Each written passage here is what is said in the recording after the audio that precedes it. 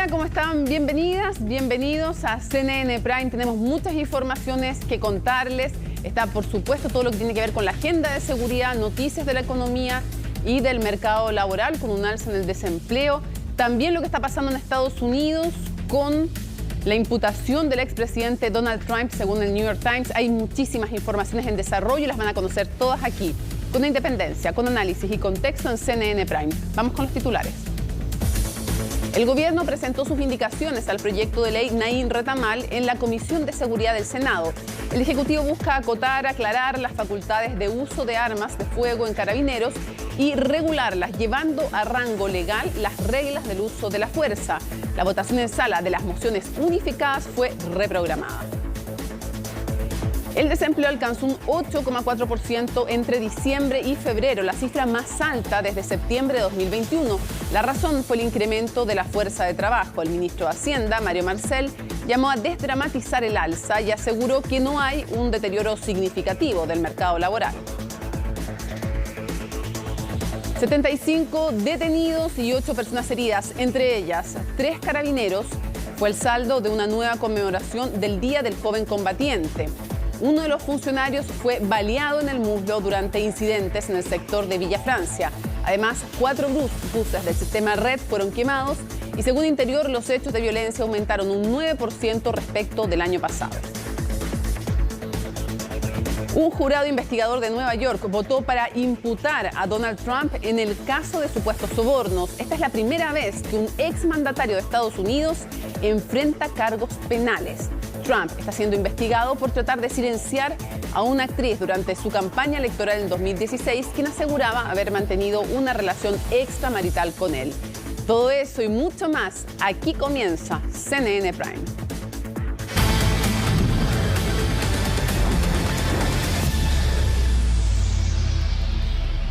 Se lo anunciábamos en titulares, más de 70 personas detenidas y un total de 8 lesionados, 2 por impacto de bala, fue parte del balance que dejaron los incidentes que se realizaron en distintos puntos del país. Todo esto en el marco del Día del Joven Combatiente. Tenemos los detalles en el informe de Belén Saldías. Imágenes como esta se repitieron en varios puntos del país tras una nueva conmemoración del Día del Joven Combatiente, manifestaciones de diversa índole que dejaron como saldo lesionados, detenidos e infraestructura y transporte público destruido.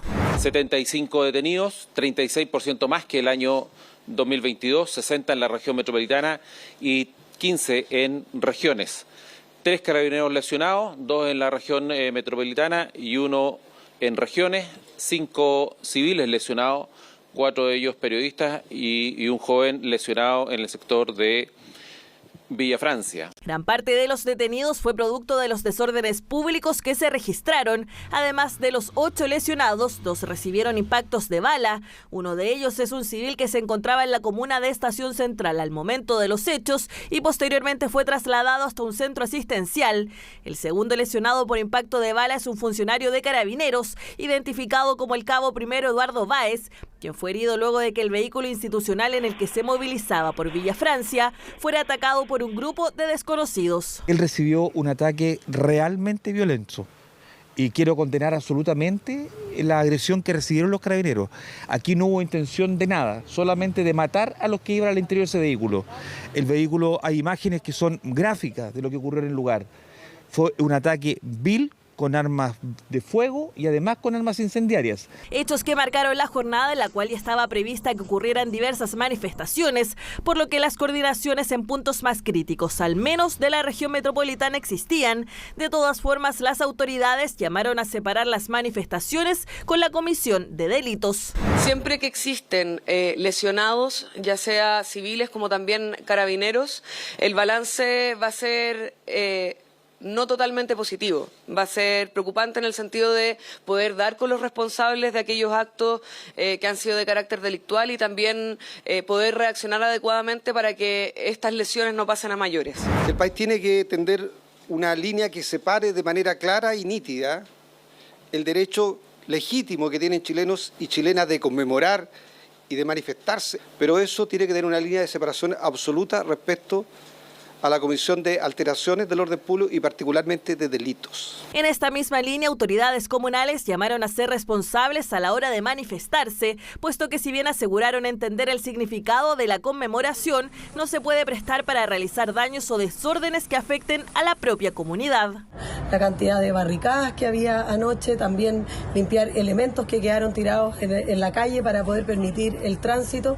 Así que agradecer a todos los equipos y lo más importante que fue una jornada relativamente tranquila, más tranquila que otros años, pero de todas maneras hacer un llamado de atención a nuestras vecinas y vecinos. Mucha basura, varias barricadas que lo que hacen es, primero, rompen el pavimento. Y resulta lamentable que un hecho de un asesinato producido en la dictadura, que es una jornada de conmemoración, de memoria, se transforme finalmente en este tipo de situaciones tan violentas que lo que hacen este daño a la propiedad pública y privada, causando este temor, el daño también a nuestros vecinos y vecinas que han pasado toda una mala noche, todos tienen que trabajar mañana. Daños a infraestructura en distintas comunas del país, que también se suman a lo realizado a buses del transporte público. En total, 4 máquinas de red fueron completamente destruidas por la acción de las llamas, 2 en Estación Central y 2 en Recoleta, un hecho que perjudica a miles de usuarios. Manifestar nuestra opinión es un acto legítimo, democrático, pero nada de ello tiene que quemar un bus que sirve a diario a sus usuarios, que son principalmente personas de esfuerzo, trabajadores, trabajadoras, que necesitan esos buses para desplazarse y que muchas veces no tienen otra opción para hacerlo. En total, las autoridades contabilizaron 85 eventos de violencia en el marco de esta conmemoración en todo el país, un 9% más que en el 2022, por lo que se hace necesario continuar con los trabajos de coordinación para futuras manifestaciones. Además, se seguirá trabajando en la identificación de los autores de los hechos que terminaron con lesionados. Y vamos a otras materias. Fue detenido un 7º sospechoso del asesinato de la suboficial de Carabineros Rita Olivares. Giselle Vergara tiene los detalles y más antecedentes. Giselle, buenas noches. Sí, así es. Durante esta jornada se produjo la detención de la última persona involucrada en el asesinato de la suboficial mayor Rita Olivares, ocurrido la madrugada del domingo en el sector de Belloto Sur, en la comuna de Quilpué. Se trata de un hombre de 25 años con antecedentes penales que figuraba en esta banda como el conductor del vehículo que los transportó hasta el lugar. Dirección investigativa de parte de la Policía de Investigaciones con diversos focos enfocados en dar con el paradero de esta última persona. Diligencias que se realizaron durante las últimas horas y que finalmente permiten que la Policía Civil lo detenga en la comuna de Quillota durante este día. Y información que entregaban desde la Fiscalía también. Con esto se cierra el círculo de todos los involucrados en este asesinato. Recordemos que ya habían 6 personas formalizadas durante la jornada de ayer, 5 involucrados en este asesinato y una persona, una mujer, en calidad de encubridora. Bueno, hoy se cierra este círculo, como yo les decía, con este 6º involucrado en el asesinato, un hombre que estaba en la comuna de Quillota y que mantenía en su cuerpo una herida en una pierna, una herida de bala, que también hace tener más claridad que quien estaba posicionado en el lugar, en el sitio del suceso, se trataba de este individuo. Pasemos a revisar declaraciones de la fiscal a cargo del caso, Mónica Arancibia, con respecto a la detención de esta 6ª persona involucrada en el asesinato. Durante la mañana, en virtud de una nueva orden obtenida por la Fiscalía ante el Tribunal con los antecedentes otorgados por la Policía, que estaba buscando al último sujeto que era de interés, se logró la ubicación de él en la ciudad de Quillota. Esta persona, como ya ustedes escucharon ayer por el apodo, sería quien iría manejando el vehículo el día de los hechos, sin perjuicio de estar involucrado con esta organización de acuerdo a la investigación en otros ilícitos, pero esa sería en principio su participación, estar preparado para huir con los sujetos. Y otro de los temas que pudimos conversar con ella durante esta jornada tiene relación con quién sería el responsable del disparo, de este disparo que causa la muerte de la suboficial mayor de Carabineros. Nos señalaba que es una situación que se está investigando para poder decir quién efectivamente fue el que percuta este disparo, pero lo cierto es que hasta la fecha todos serían responsables de este homicidio. Existe un testimonio que fue entregado durante los últimos días de parte de uno de los involucrados que señala a una de las personas, pero esto es materia de investigación. Escuchemos también sus declaraciones con respecto a la responsabilidad del disparo que le quitó la vida a Rita Olivares durante el fin de semana. El autor del disparo que mata a la carabinera todavía no se ha precisado, ¿no? No se ha precisado en materia de la investigación sin perjuicio de aquello, y en la audiencia el día de ayer se señaló así. Nosotros estimamos que si concurren todos los sujetos armados, están disponibles para defenderse cualquiera de ellos o atacar a los que se tratan de defender de su agresión, o a los policías que los tratan de detener. Todos tienen un dolo común. Esto de dolo es la intención positiva de querer causar un daño. Estaban dispuestos todos a matar a la funcionaria, en este caso a Carabineros o cualquiera que se le atravesara. Y claro, para mañana está fijado este control de detención y audiencia de formalización desde las 10 de la mañana. Recordemos que ayer, durante la jornada del jueves, fue una larga jornada de formalización que se extendió por varias horas porque era necesario hacer control de detención para los detenidos del día martes y también formalizarlos a todos por los delitos cometidos. Habíamos conversado, Mónica, con respecto a que se trata de una banda que tenía alto poder de fuego, que trabajaban coordinados en hechos de este tipo, que se conocían algunos desde su estadía en la cárcel y que 3 de ellos habían fugado en el año 2021 en una fuga masiva ocurrida en la cárcel de Valparaíso. No es el caso de este detenido que forme parte de este grupo de fugados, pero sí a sus 25 años tiene un amplio prontuario policial. Entonces, la formalización durante la jornada de la mañana.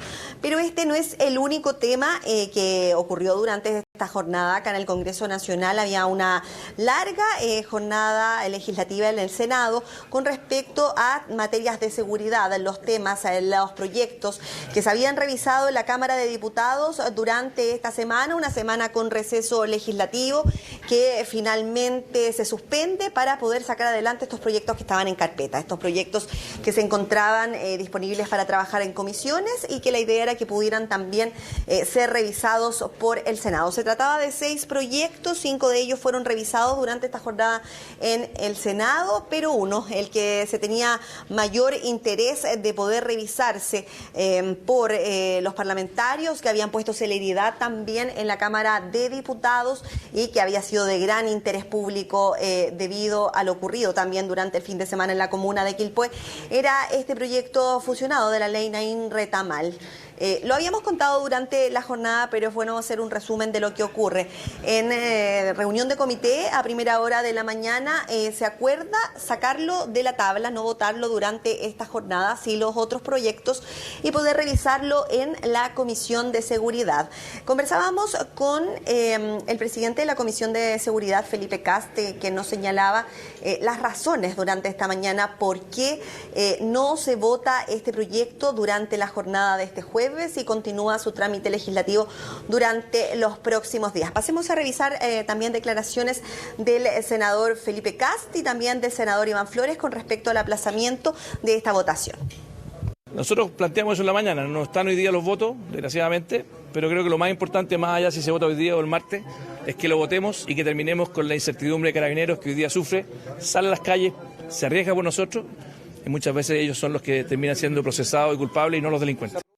Pasar del uso de la fuerza privilegiada, que era el proyecto original, a la razonabilidad en el uso de la fuerza, hay ahí unas sutilezas que necesitamos precisar. Pero por otro lado, el proyecto o las indicaciones del gobierno establecen, por ejemplo, que ningún policía o funcionario que realice fiscalización en este caso puede ser imputado y alejado del servicio, que es lo que pasa hoy día con Carabineros. Carabineros es acusado y lo despiden de inmediato de la institución, o es imputado. Lo que estamos nosotros diciendo ahora y recogiendo es que un funcionario que hace uso de la fuerza debe ser considerado también como parte de la víctima antes de imputarlo.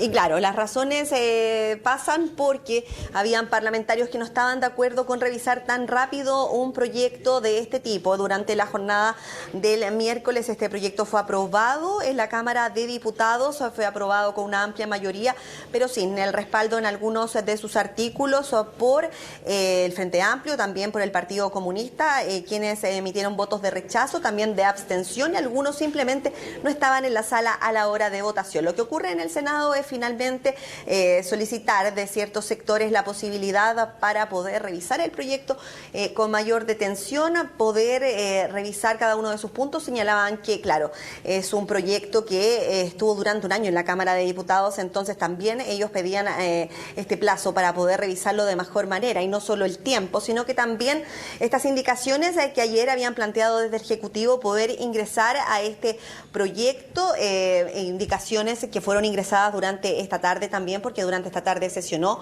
la Comisión de Seguridad con respecto a estos temas y pudieron despacharlo para poder revisarse ya durante los próximos días. Se despacha de manera general, pero falta que durante mañana y también durante la jornada del sábado y el lunes se puedan discutir los puntos en particular. Tiene bastante relevancia lo que dice el artículo de la legítima defensa privilegiada, un artículo que reemplaza el Ejecutivo durante la cita que se programa en la Comisión de Seguridad a través de las indicaciones que se ingresan, y se buscan otras formas de poder mejorar también este proyecto. Pasemos a revisar declaraciones del ministro de Justicia, que también se refirió al trámite legislativo que se está llevando a cabo en el Congreso Nacional. Yo lo que diría que en este tipo de cosas, particularmente cuando lo que estamos evaluando son la posibilidad de reglas que pueden tener consecuencias en la vida cotidiana de las personas y también en el desempeño de los policías, uno no tiene que afirmarse a dogmas, sino que tiene que afirmar a cuál es la mejor técnica para lograr ese resultado, en el fondo, ¿no? Y lo que ha repetido muchas veces el Ejecutivo, lo ha señalado la ministra Tobá, el Ejecutivo lo ha planteado hoy día en la Comisión, ayer lo planteó en la Cámara de Diputados, es que lo razonable es que este tipo de reglas existan en el contexto de las reglas de uso de la fuerza, que era donde se encontraban naturalmente ese tipo de regulaciones. Si eso no es así, porque se adelantó esa discusión, se refundió las normas del proyecto de la ley Retamal con Naín, lo razonable entonces es localizar esas reglas en aquellos lugares donde se establecen reglas de uso de la fuerza para las policías, que es lo que ha propuesto el Ejecutivo. Así es, porque entre estas indicaciones que mencionaba el Ejecutivo, que fueron ingresadas durante esta tarde, también se señalaba, y lo señaló también el subsecretario del Interior, Manuel Monsalve, que hay que asegurar que el carabinero, después de un procedimiento de este tipo que incluye alguno de estos ítems, no parta como imputado. Eso es parte importante que ha señalado también el gobierno, y es parte también de lo que se va a revisar, estas indicaciones que se ingresan durante esta tarde y el plazo que tienen hasta las 12 del día viernes para poder seguir ingresando indicaciones en esta materia. Atención con lo siguiente, porque a un 8,4% llegó la tasa de desempleo entre diciembre y febrero, la cifra más alta desde septiembre de 2021. El gobierno, sin embargo, llamó a desdramatizar esta alza. Nicolás Paut nos va a contar más sobre este tema. Nicolás, buenas noches. Desde este jueves, el mercado laboral sube en la escala de prioridades del gobierno de Gabriel Boric, debido a que el Instituto Nacional de Estadística se informó un importante aumento en el desempleo. Veamos cómo ha sido la evolución de este indicador en el último tiempo. Hace un año, la desocupación estaba en 7,5% y en los meses siguientes prácticamente no tuvo cambios. 7,8, 7,7, 7,8%, 7,9, 8%. Es decir, mes a mes no había más variación que una décima, es decir, un desempleo estable al ser medido. Sin embargo, en el último reporte, ese 8,4% que vemos al final a la derecha de la gráfica es 4 décimas más que el indicador de hace solamente un mes, y ese 8,4% es 9 décimas sobre un año atrás. Por eso, no es que se hayan encendido las alarmas, pero sí indicadores, alertas de que hay que ponerle más atención al mercado laboral. Veamos algunos comentarios de mercado tras conocer este dato. Partimos con lo informado por Banchile. Ellos creen que el crecimiento del empleo sigue insuficiente para absorber el aumento de la fuerza de trabajo. Proporcionalmente es más la cantidad de personas que está saliendo a buscar un empleo que los nuevos trabajos que genera la economía nacional y también el sector público.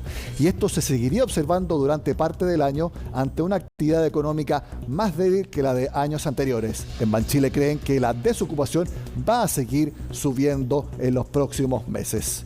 Veamos ahora qué fue lo que opinaron en Copeuch. Ellos creen que es clave observar dos cosas: que la creación de nuevos puestos de trabajo se sostiene principalmente por el sector público y que la situación de los inactivos aún está muy por sobre el nivel que había antes de la pandemia. Es decir, todavía queda mucha gente que no está saliendo a buscar puestos de trabajo y que probablemente lo va a hacer en el corto plazo. Miren lo que ellos estiman, que la desocupación en un mes más va a estar en 8,7%.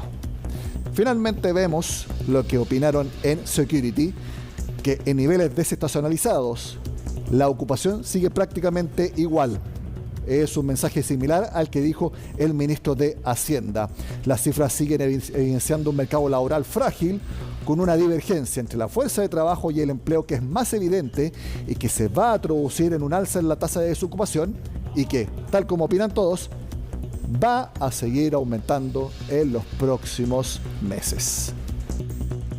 9,06 millones de personas tenían un empleo antes de la pandemia. Las cifras que muestra hoy el INE es de 9.030.000, o sea, muy cerca, ¿no? Sin embargo, han pasado 3 años. En 3 años la población se ha incrementado y por lo tanto, para estar en una situación igual a la que teníamos antes de la pandemia, deberíamos tener hoy día cerca de 380.000 empleos más. Creo que hace rato deberíamos estar preocupados de que todavía tenemos esos 400.000 empleos que, si se reflejaran en la tasa de desocupación, nos llevaría a una tasa de 2 dígitos. Entonces, no es para alegrarse lo que pasó el mes pasado, no es para entristecerse esto, es sí para preocuparse hace bastante rato. Cambiamos de tema porque algo que no va a aumentar en los próximos meses es la tasa de interés. De hecho, se estima que a partir de junio la TPM va a bajar, al menos si así lo entiende el Banco Central. ¿Qué fue lo que opinaron en el mercado según la encuesta de operadores financieros que publica el ente emisor? Que la tasa seguirá en 11,25% en la reunión del próximo martes, también en la reunión del mes siguiente, pero que en junio va a bajar, y va a bajar bastante, de 11,25 a 10,50%. Eso pasaría en junio, y que en los meses siguientes seguirá cayendo la tasa de interés, más o menos terminar el año cercana al 8%. Eso es lo que estima el mercado. ¿Y por qué lo creen? Porque la inflación también va a seguir cediendo. ¿Se recuerdan? En febrero la caída del IPC fue 0,1%. Eso fue algo que sorprendió a todos. Bueno, en marzo, como sucede siempre que hay alta inflación, ¿cuánto sería según los expertos? 1% subiría el IPC. Pero en abril y mayo esto se moderaría, ya que en esos meses la inflación sería de 0,4%, mucho más normal. Entonces, si la inflación va cediendo, eso le da el espacio necesario al Banco Central para bajar la tasa de interés. Como les digo, el mercado cree que eso va a suceder en junio. Bueno, vamos a conversar ahora con la senadora del Partido Comunista, Claudia Pascual. Senadora, gracias por acompañarnos. Gracias, Mónica.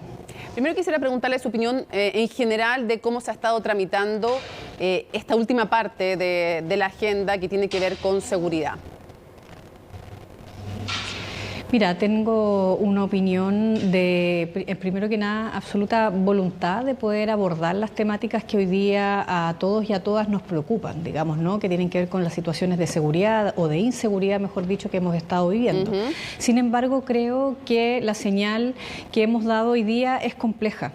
Es una señal, por ejemplo, para la cual yo no tengo respuesta cuando las mujeres en terreno, digamos, me preguntan por qué la ley que garantiza una vida libre de violencia lleva 5 años en el Senado y, sin embargo, una legislación que fue aprobada recién ayer, como varios de los proyectos que estuvimos viendo hoy día, fueron aprobados entre martes y miércoles por la Cámara de Diputados, después de que por esa Cámara estuvieron de 4 meses a 1 año, nosotros los tenemos que votar en menos de 24 horas. Entonces, digo esto porque finalmente la disposición para abordar las temáticas de fondo de la desigualdad estructural que tiene nuestro país, de la economía, de los problemas que aquejan a la gente en materia de los recursos que se necesitan, en materia de la seguridad ciudadana, etcétera, etcétera, toda la voluntad de legislar. Pero me parece que asumir una presión absolutamente indebida en materia de acelerar los trancos de una tramitación que haga poco pulcra, que haga poco profesional o que no contemple todas las consecuencias que puede tener una redacción bien hecha o no tan bien hecha, es muy complejo. Entonces creo que desde esa perspectiva la mejor voluntad la pusimos hoy día, pero siento que fue una tramitación tremendamente incómoda. Ahora, la seguridad está como incómoda desde el punto de vista de los tiempos. Sí, entiendo que se refiere. Bueno, después le voy a preguntar si también incómoda. Lo digo para que no me corten la cita. No, respecto de otros temas también le voy a preguntar si es incómodo o no, porque puede haber también incomodidad por plazos y por temas. Pero ¿no debiera ser prioritario el tema de la seguridad a raíz de que es la prioridad número 1? ¿O usted no está de acuerdo con que fuera tan prioritario como lo está haciendo ahora, para pasar a otras materias? Mire, si para nosotros como Partido Comunista no fuera prioridad dotarnos de seguridad en nuestro país, porque a todos nos interesa que todas las familias podamos llegar bien, tranquilos, sanos y salvos a nuestras casas, que podamos convivir de manera adecuada, el Partido Comunista no tendría sus representantes en la conversación y el diálogo que planteó el Ministerio del Interior hace bastantes meses y por lo tanto hemos estado ahí. Entonces, no tiene que ver con prioridades, tiene que ver también con cómo hacemos mejores legislaciones. Mónica, solo un ejemplo, si me permites, en un par de segundos. Hoy día votamos 5 proyectos, solo con la voluntad de poder apoyar estas materias, pero sin embargo, los 5 proyectos pudieron haber tenido indicaciones para mejorar sus redacciones, los 5 proyectos pudieran haber sido debatidos de mejor manera con el conjunto del Senado y no solo con la Comisión de Seguridad, y sin embargo, eso no pudimos hacerlo. Y cuando usted habla de una presión ilegítima, ¿quién ejerce una presión ilegítima y quién se deja presionar? No, disculpa, no sé si es una presión ilegítima, pero creo que sí fue una presión que en primer lugar muchos senadores y senadoras sienten de el posicionamiento mediático de esta situación. Yo creo que es absolutamente lamentable y condenable, digamos, las muertes de los funcionarios y las funcionarias, en particular en el caso de la sargento segunda, que ocurrió recientemente en los últimos días, y nosotros estamos en absoluta sintonía con aquello. Sin embargo, efectivamente que a partir de eso se presione que se apure todos los proyectos que estaban en la Comisión de Seguridad de la Cámara, en la Comisión del Senado, que sea. Ahora, eso efectivamente me parece que es poco racional.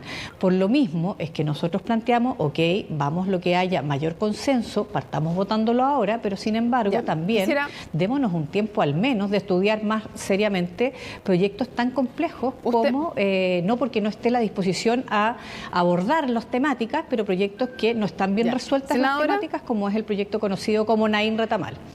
Vamos justamente a tal vez el punto más polémico de Naim Retamal. Quisiera que me fuera diciendo, porque vuela además el tiempo, entonces para poder alcanzar a abordar todos los temas.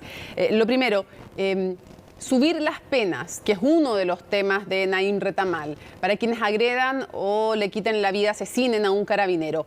Esa parte, ¿usted está de acuerdo o no está de acuerdo? Mire, nosotros, yo quiero de verdad tener más tiempo. Nosotros hemos estado tratando de estudiar esto súper rápido. Esto recién se dio cuenta hoy día. Tenemos plazo para mañana, presentar indicaciones hasta las 12 del día. Yo creo que indudablemente hay que evaluar muy bien, y por supuesto que a priori nadie podría decir no estoy de acuerdo con subir penas, pero quiero evaluarlo también en su mérito, en materia de cómo se da. Y desde esa perspectiva estamos haciendo las evaluaciones del proyecto. Todavía no tiene opinión formada al respecto. Protegido a Carabineros.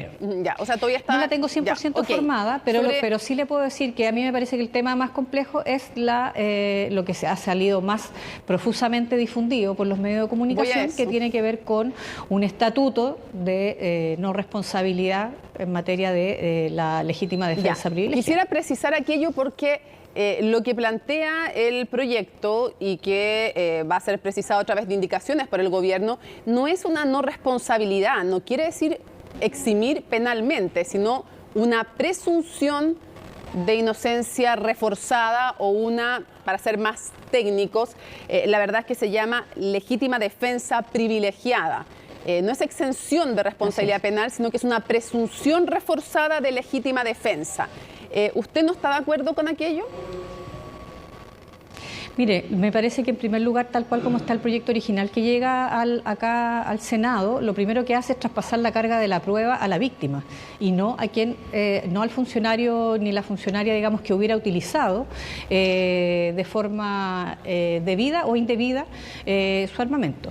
Lo segundo es que me parece que efectivamente aquí hay que garantizar situaciones. Yo creo que nadie está porque nuestras policías sean agredidas y asesinadas a diestra y siniestra. Pero tampoco se puede plantear que el único estamento que tiene el uso exclusivo y privilegiado de la fuerza por parte del Estado, nadie más tiene autorización para utilizarlo, no tenga controles que nos permitan estar dentro del Estado de Derecho, que nos permitan estar con controles, digamos, de respeto irrestricto a los derechos humanos y, por supuesto, también con controles institucionales que nos permitan modernizar, fortalecer las policías, pero al mismo tiempo también pensar, digamos, en controles anticorrupción, en controles antiabuso. Lo digo también a partir de las relaciones al interior de los propios funcionarios y funcionarias. Denuncias de este tipo las hemos conocido por los medios. Independiente que me imagino que se tiene que abordar también todo lo que usted dice respecto de control civil, respecto de evitar casos de corrupción, usted acaba de señalar algo que no es preciso. La verdad es que no se traslada el peso de la prueba a quien recibe, por ejemplo, un impacto de bala. En cualquier sistema penal, antes, ahora, en el futuro, quien tiene que probar la culpabilidad, dado que existe el principio de presunción de inocencia, es el fiscal. Ni antes era el carabinero, ni ahora sería el que recibe la bala. Quien hace la persecución penal y quien tiene la carga de la prueba, dado que siempre ha existido y va a seguir existiendo presunción de inocencia para civiles o para carabineros, es el fiscal. No es que la víctima vaya a tener, la eventual víctima vaya a tener que probar algo, es el fiscal el que lleva en un sistema penal la carga de la prueba, porque presunción de inocencia siempre hay. Sí, pero en este minuto no hay una situación como está puesta en el proyecto original, Mónica. Entonces, desde esa perspectiva, yo creo que efectivamente cuando aquí tenemos problemas en los cuales no hemos analizado de forma seria cómo está siendo la formación de las policías, cuántas son las herramientas y los protocolos adecuados que se les traspasan a ellos para el manejo de situaciones complejas, cuánto es lo que se puede dar en esa materia, me va a perdonar, pero desde esa perspectiva, cuando uno parte al tiro de la base de una presunción de inocencia, cuando, por ejemplo, muchas veces, y quiero decirlo porque fue ampliamente también expuesto hoy día en medios de comunicación, las declaraciones de nuestra senadora Fabiola Campillay, en donde, en particular, ella, por ejemplo, con situaciones de este tipo, como hasta el día de hoy, tenemos declaraciones negacionistas que la imputan de haber quemado la mitad de San Bernardo, que dicen que ella no estaba ahí parada en el paradero como fue, etcétera. Entonces, a mí me parece que de verdad tenemos hartas situaciones en las cuales tenemos para revertir. Pero además quisiera no solo plantearlo desde el punto de vista de lo que a veces creen que nosotros queremos defender, que es el hecho de una movilización social, el hecho de un espacio, comillas, de represión en manifestaciones. Yo quiero decirlo también desde el punto de vista cotidiano.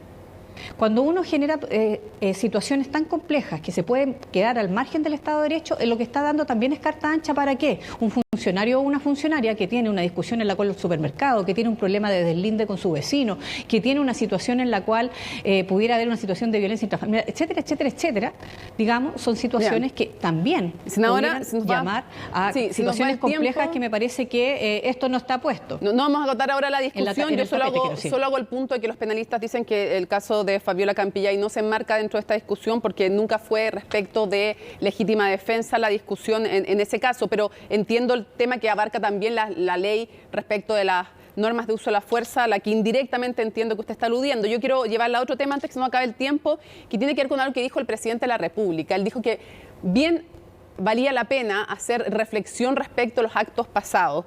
Y yo quisiera preguntarle a usted si usted también haría una reflexión respecto de declaraciones suyas, como cuando en marzo, por ejemplo, del 2022 decía con preocupación vemos que el actuar de Carabineros no cambia en Plaza Dignidad. Nuestro gobierno debe exigir cambio en los protocolos de actuación de Carabineros, proponer una transformación profunda, o si lo sigue sosteniendo, si cree que no ha cambiado en nada Carabineros, o cuando decía que la policía desempolvó los peores actuares de la dictadura desde el 18 de octubre en adelante, decía que era una policía que no quería establecer protocolos basados en el respeto de los derechos humanos. ¿Usted también revisaría alguna de sus declaraciones como la que le menciono? Mire, yo creo que esos tuits no tienen ningún hecho complejo ni mentiroso. Quiero decirlo de verdad, con mucha fuerza, porque a mí me parece que cuando efectivamente, si hay una comisión de delito en el marco de una manifestación, indudablemente la policía puede actuar. Pero yo he marchado muchas veces a lo largo de mi vida. Tengo 50 años y desde los 13 años que marcho en movilizaciones en mi país.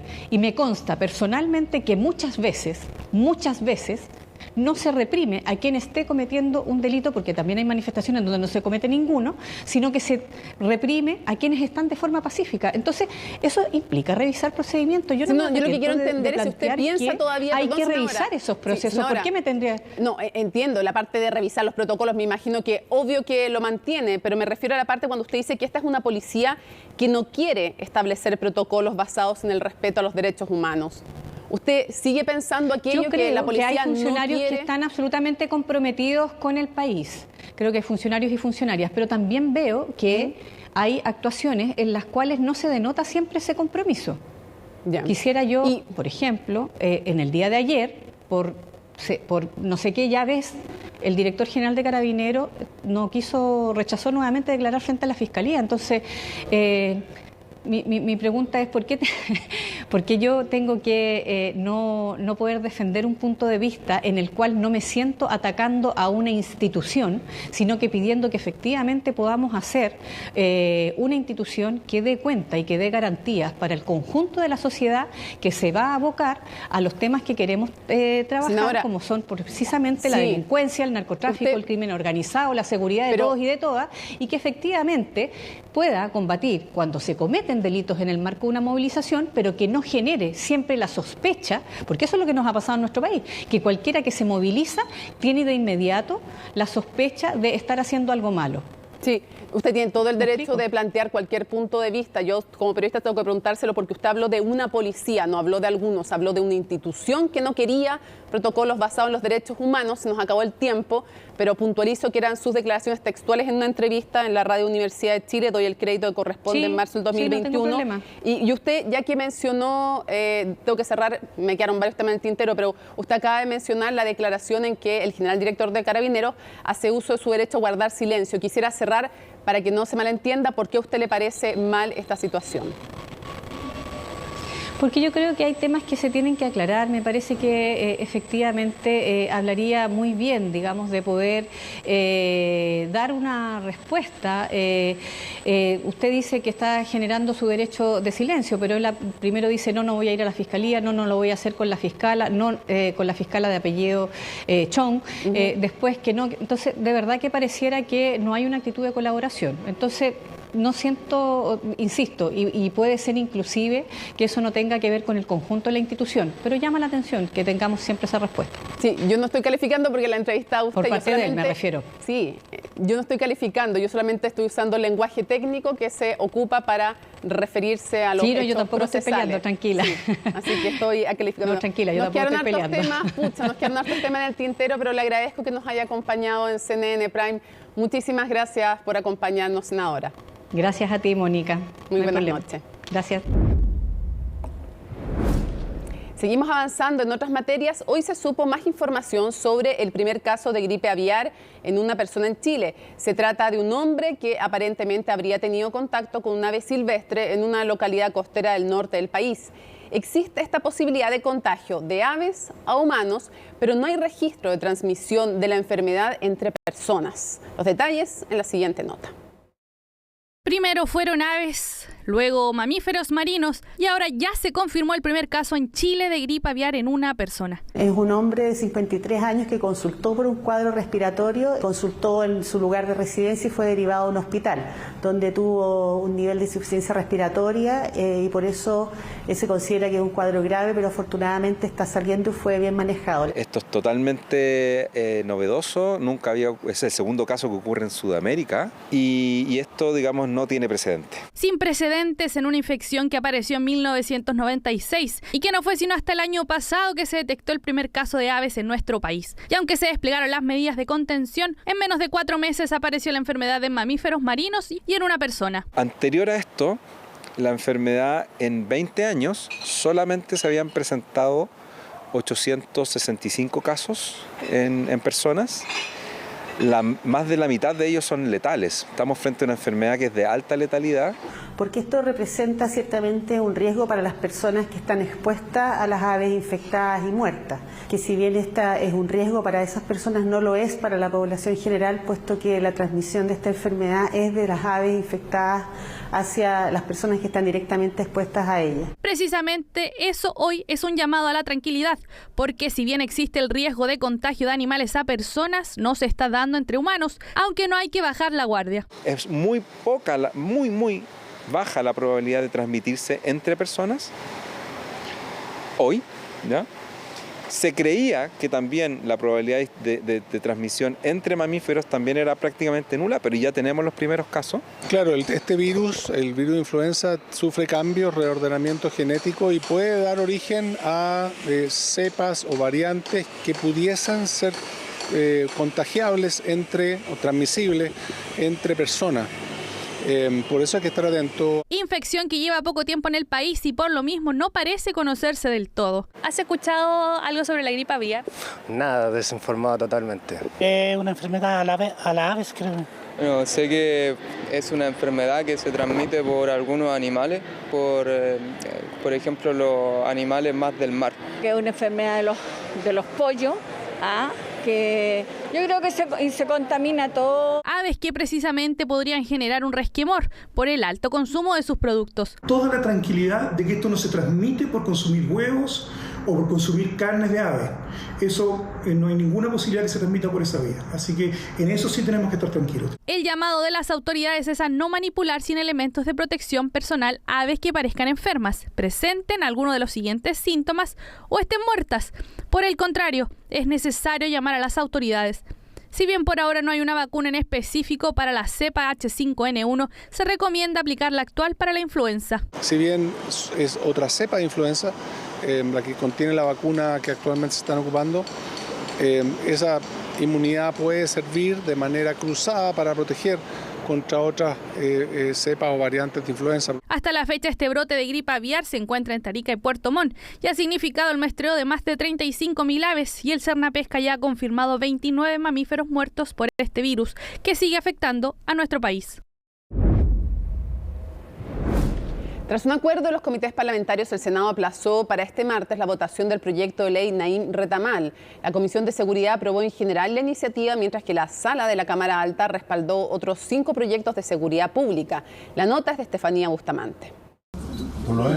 Entre sesiones de sala y comisiones, el gobierno busca afinar los últimos detalles de sus indicaciones a la ley Naim Retamal, proyecto que la Cámara de Diputadas y Diputados despachó al Senado, que decidió postergar su votación hasta el próximo martes. Una propuesta que hizo los comités del presidente del Senado y que tuvo un apoyo casi unánime, salvo el comité republicano. Lo han trabado por problemas ideológicos de que no quieren que los carabineros tengan una legítima defensa privilegiada. Precisamente el nudo que marcó el debate en la Cámara por los rechazos y abstenciones del Frente Amplio y el PC, pero que también enredó a parte del Senado, que cuestionó aplazar la votación. Llevamos 2 horas discutiendo sobre la pertinencia de un acuerdo de comité. Yo tengo un problema, que si se hablan varios, ¿cómo lo hago para que los que hablen después no tengan derecho? Tiene toda la razón el senador Iván Flores y lo hubiéramos votado al menos en general. Pero la sala tuvo la tarea de revisar los otros 5 proyectos de seguridad pública, mientras que la Comisión de Seguridad trabaja a contrarreloj con el gobierno, que se despliega de sala en sala.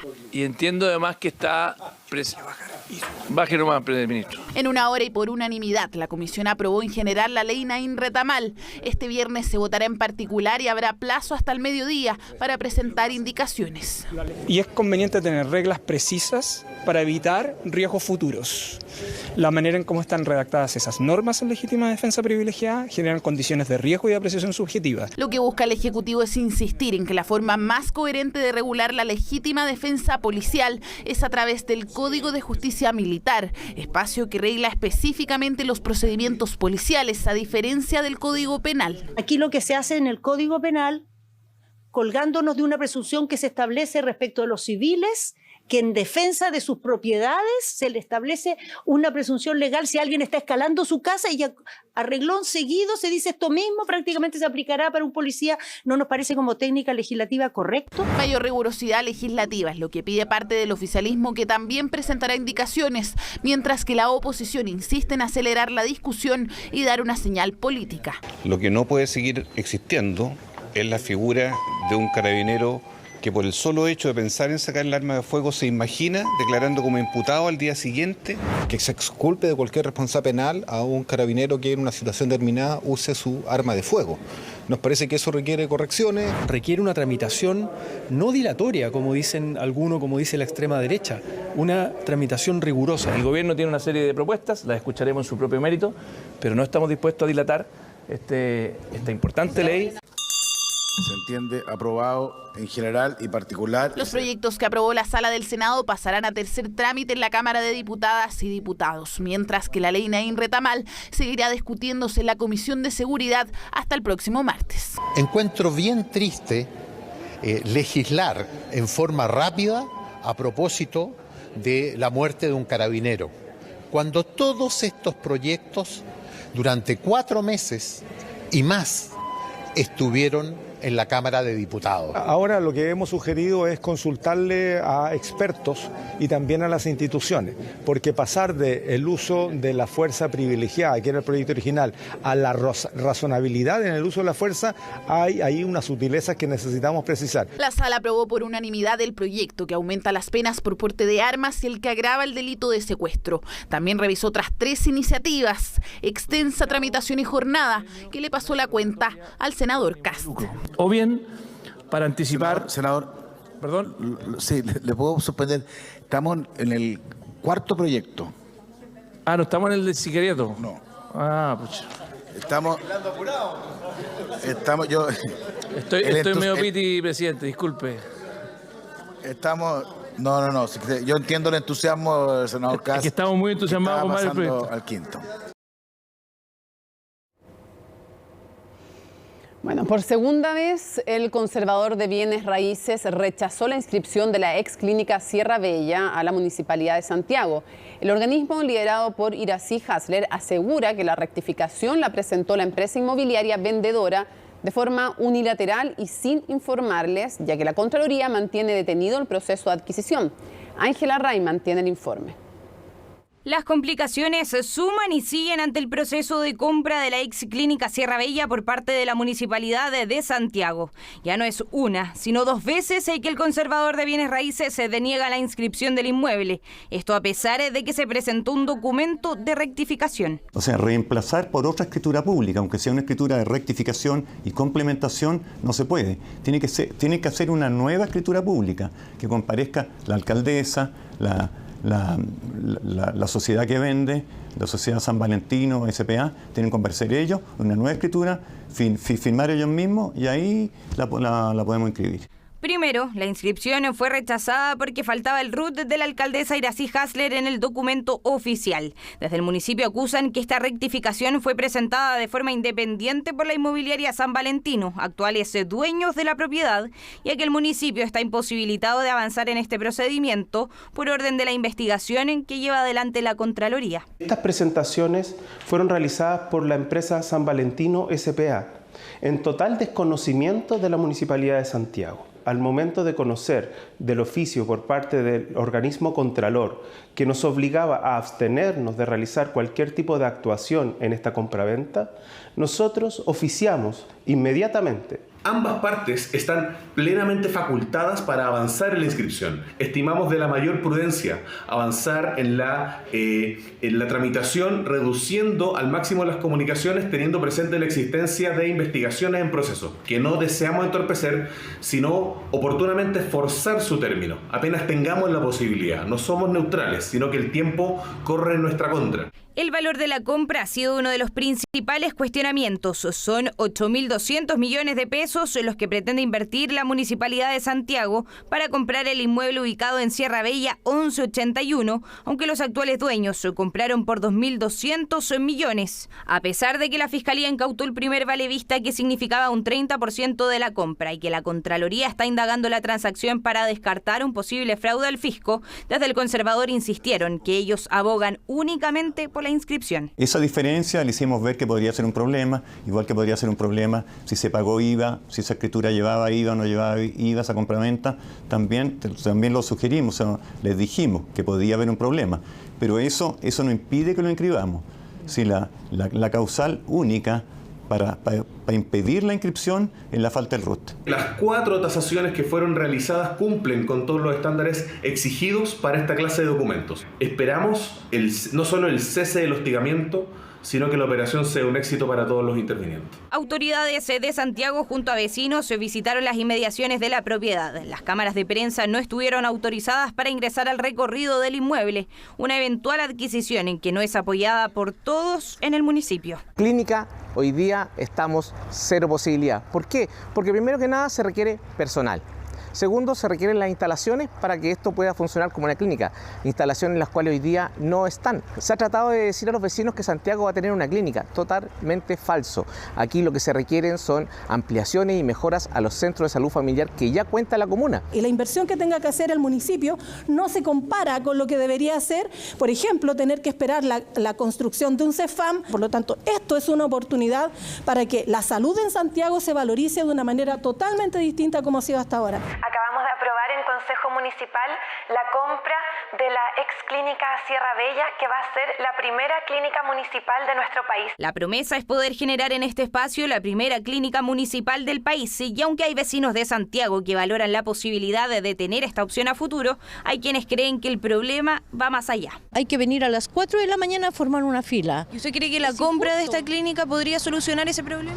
Por supuesto, señorita, si es una clínica que nos favorece, yo que vivo acá y me da posibilidad de ir, yo iría. Siempre es bueno la parte de la salud tener una alternativa, sería beneficioso. Ahora, si es un sobreprecio, eso lo tendrán que averiguar y lo tendrán que determinar las autoridades. El problema de salud es un problema demasiado amplio, que estamos a años luz de solucionarlo. Esto ya viene como de reprogramar, yo creo, todo un sistema de salud del país en general. En el mes de enero, la Contraloría ofició a la Municipalidad de Santiago señalando que no debía continuar con la adquisición de la ex clínica Sierra Bella hasta despejar todas las dudas. Al respecto, desde el ente fiscalizador sostienen que durante la primera semana de abril ya podrían tener novedades de esta inversión que sigue generando controversia.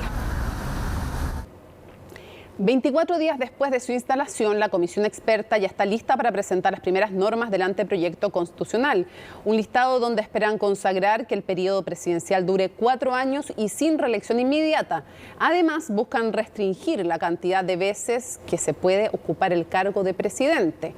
La medida impactaría eventuales candidaturas de exmandatarios como Sebastián Piñera y Michelle Bachelet. El informe es de Paul Follert. Diálogos en los patios del ex Congreso, conversaciones cargadas de hermetismo, y es que los expertos constitucionales trabajan a contrarreloj en un anteproyecto de nueva constitución, una labor que tiene plazos definidos para presentar las propuestas de normas constitucionales. Hay cosas que no van a estar, que estamos dejando a la discusión más adelante. Venimos con zapatos cómodos, con ropa cómoda y con muchas ganas de hacer nuestro trabajo. Una jornada maratónica donde los integrantes de la comisión experta afinaron las primeras propuestas.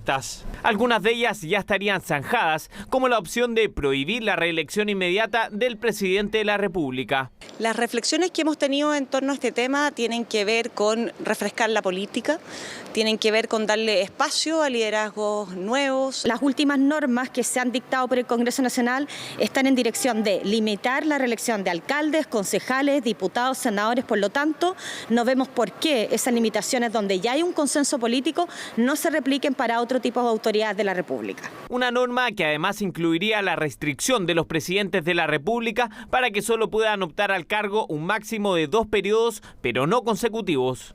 Fortalece también como estructura institucional de poder tener distintas autoridades y no permanentemente ir buscando lo que teníamos antes. Siempre es buena la alternancia en el poder y me parece que puede ser una discusión razonable y habrá que ver también cuál es la vigencia de esa norma, porque yo sé que muchos están pensando en que al momento de introducirla puede estar generando alguna restricción para los presidentes que ya han tenido más de una elección. En ese listado hay 2 exmandatarios que quedarían imposibilitados de poder postular nuevamente a la moneda: Sebastián Piñera y Michelle Bachelet. Una medida que llega justo en medio de un repunte del exmandatario en las encuestas, al igual que la representante del Partido Socialista, que se ha mostrado activa en la campaña de consejeros. Yo creo que tener una regla clara, estable, de no más de 2 periodos en el poder me parece razonable. Y de por medio, no reelegirse inmediatamente. Creo que eso le da refresco a la ciudadanía y evita la sospecha de estar un gobernante en campaña, que creo que es lo más dañino para la credibilidad democrática. Es importante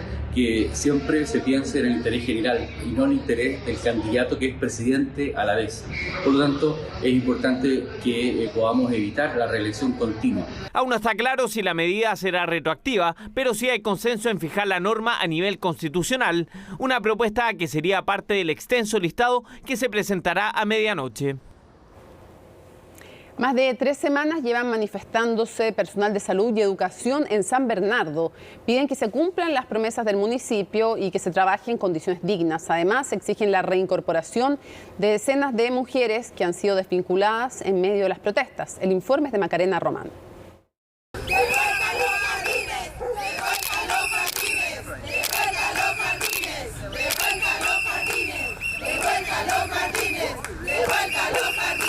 Son decenas los funcionarios municipales de San Bernardo que han estado por más de 3 semanas protestando por algo que para muchos es lo básico: condiciones dignas de trabajo. Estas son algunas de las imágenes de salas cunas y jardines infantiles. Estamos en la calle pidiendo dignidad.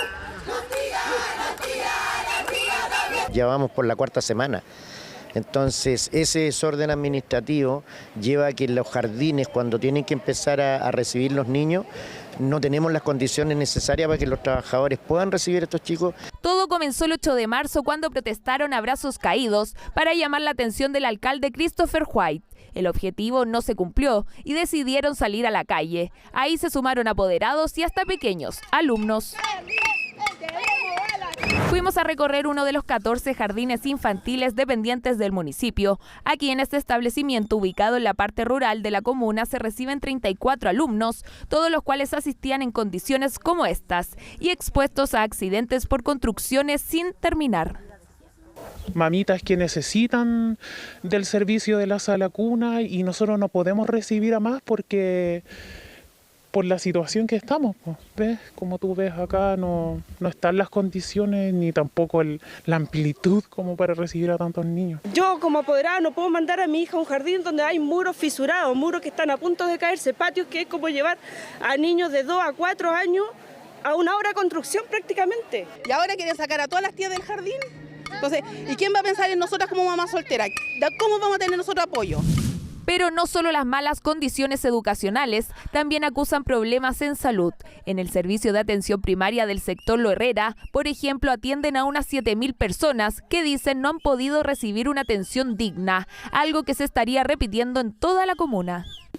Y nos parece muy mal que no estén los medicamentos, tenemos problemas de infraestructura, se está vulnerando el tema GES porque diabéticos, hipertensos no están teniendo sus controles y sus medicamentos. Han habido puntos en que no hemos tenido paracetamol, no hemos tenido diclofenaco, no hemos tenido betametasona, no hemos tenido gasas, no hemos tenido sueros, no hemos tenido parches para realizar ciertas curaciones, no hemos tenido horas de profesionales. Eso sí, ya no todo radica en falta de recursos. Una vez que comenzaron las manifestaciones, también partieron las masivas desvinculaciones. Y todo ese trabajo que yo por lo menos he hecho en mi jardín estos años y que vienen también haciendo mis compañeras cada una en sus jardines, está siendo tirado como a la basura. El alcalde está descargando la crisis que tiene en la comuna sobre el peso de los trabajadores y en este caso sobre las trabajadoras de los jardines infantiles. Claudia es solo un ejemplo de decenas de trabajadoras de salas cunas y jardines que recibieron una carta que anunciaba el cese de su trabajo, apelando entre otras cosas al abandono de deberes, es decir, no le corresponde ninguna indemnización. Yo soy viuda, tengo 2 hijos que alimentar, él está tranquilo allá arriba, él está tranquilo, nos tiene abandonadas completamente, nos tiene completamente abandonadas e ignoradas como trabajadoras, de verdad. Un hecho que está dejando a pocos indiferentes. Parlamentarios de distintos sectores políticos se unieron a las educadoras que están pidiendo su revinculación. A ver, la situación que ocurre en San Bernardo es caótica, es dramática y honestamente nunca antes vista. Se están desvinculando a centenares de mujeres que trabajan en jardines infantiles. Acá se le ha pedido al municipio que dé explicaciones. Nosotros lo hicimos como diputación, presentamos un oficio para que el alcalde diga, bueno, qué es lo que está pasando en la contratación y en los despidos de la Corporación de Salud y Educación de San Bernardo. Y sabes que nos han objetado este oficio. Hoy día también se ha visto cómo se ha robado la plata de las y los chilenos. Y no estoy hablando solamente de los de derecha, sino que también hay municipios comprometidos que tienen que ver con nuestro sector. Vuelvo a decirle, municipios sin corrupción, caiga quien caiga. Desde el municipio aseguran que esta situación se debe a que hay un desfalco de 20.000 millones de pesos, monto que estarían vinculados a administraciones anteriores. Además, según el alcalde, hay sobredotación de funcionarios. Teniendo una deuda tan grande como la que tenemos, se nos hace muy difícil cumplir lo que tenemos que cumplir y tratamos de hacer todos los esfuerzos para lograrlo. Pero ya hoy día esta crisis ha reventado y principalmente porque no tenemos de dónde ni cómo ir a conseguir más recursos con la planificación que hoy día tenemos. Responsabilidad que la exalcaldesa de la comuna, Nora Cuevas, desmiente a pesar de que hay una querella en su contra. De hecho, anunció una devuelta contra su sucesor. No, yo por supuesto que cuando termine todo esto yo me querellaré por el daño que me ha querido hacer, ¿ya? Pero como te digo, yo te puedo demostrar que él ha malversado hasta que ha querido en esta administración. Un caso que todo indica continuará en el sector sur de la capital. Hasta el cierre de este informe no hubo noticias de acuerdos y hay decenas de mujeres que lo único que quieren es volver a trabajar.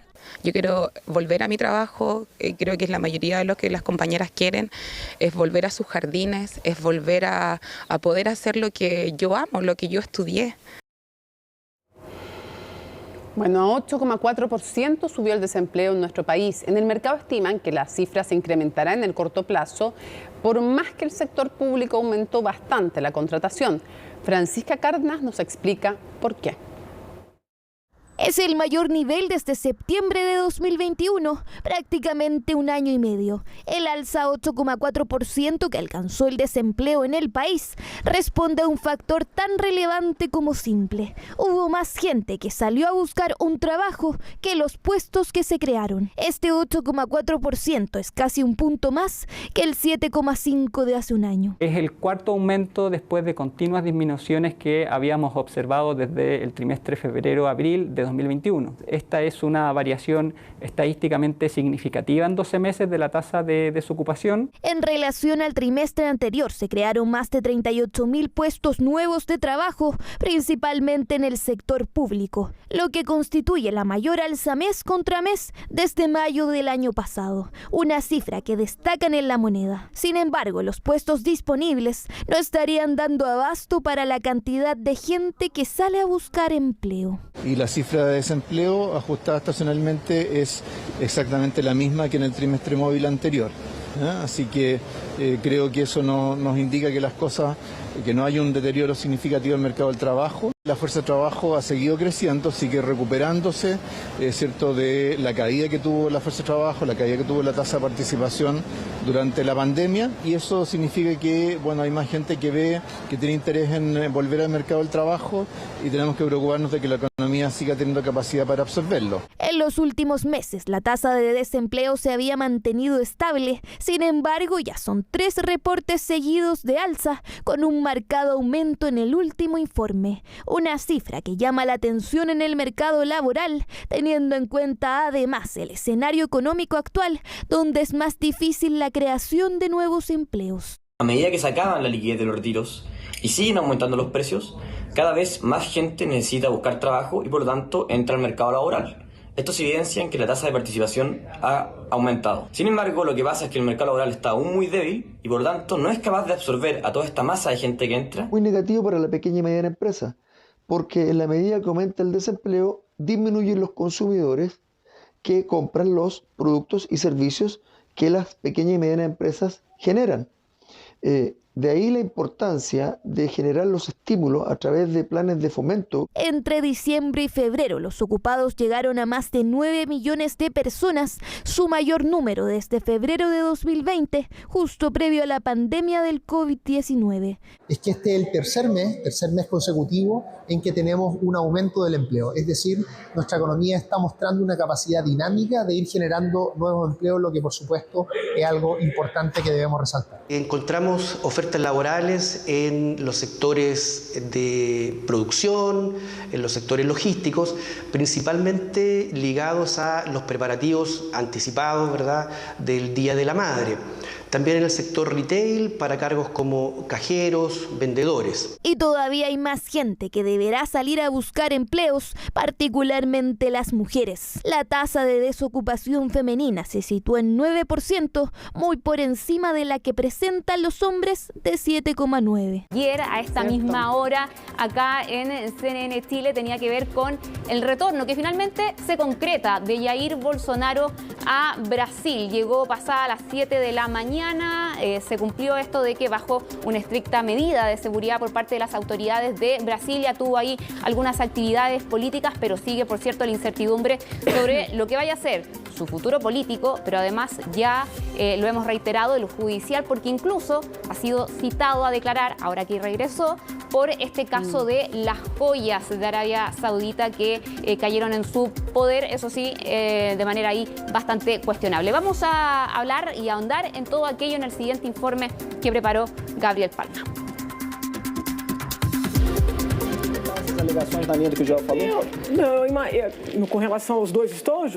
Eran las imágenes que ponían fin a un misterio que se mantuvo por casi 3 meses. Las cámaras de CNN Brasil captaban en plena zona de seguridad del aeropuerto de Orlando al expresidente de Brasil, Jair Bolsonaro, quien viajaba de regreso a su país. Saludó a algunos seguidores y hasta conversó con los medios brasileños que acompañaron su viaje. Espero que o Brasil não entre na linha da Venezuela. Só isso. É triste. Teve gente que foi enganada pelo socialismo. Espero que o Brasil não mergulhe, não vá nesse mesmo caminho.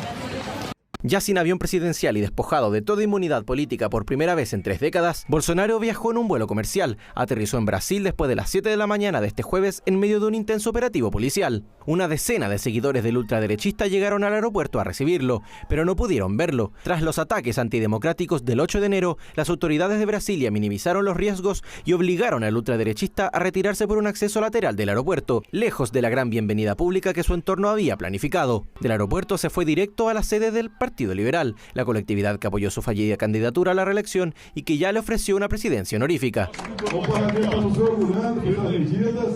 El Parlamento nos está enorgulleciendo por la forma en que se están comportando, haciendo realmente lo que hay que hacer. Tenemos mayoría en el Congreso y queremos lo mejor para nuestro país. Estoy seguro que llevarán a Brasil a buen puerto. Vuelvo con gran orgullo.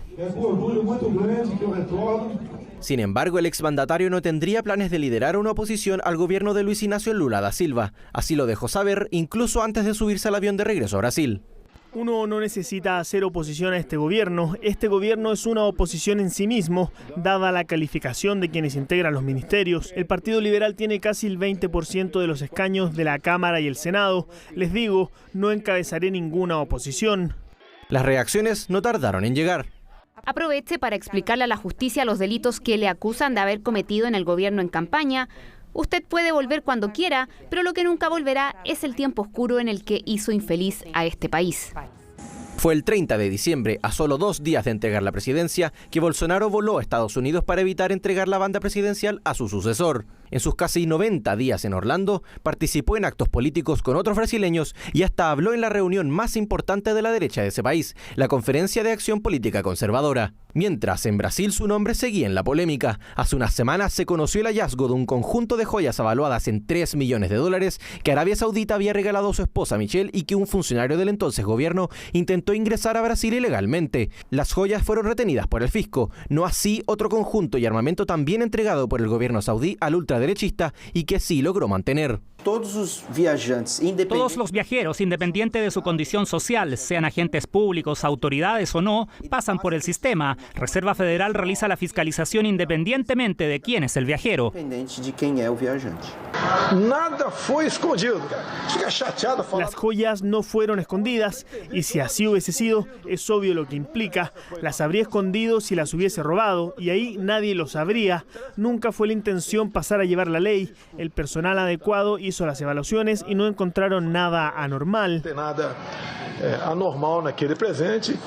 La policía ya inició una investigación por este caso y ahora que está de regreso tomará declaración a Bolsonaro sobre estas joyas el próximo 5 de abril. Una causa que se suma a otras indagatorias como la gestión de la pandemia en su gobierno y su vinculación con los ataques a los 3 poderes del Estado y que esperan al ahora ciudadano Jair Mesías Bolsonaro.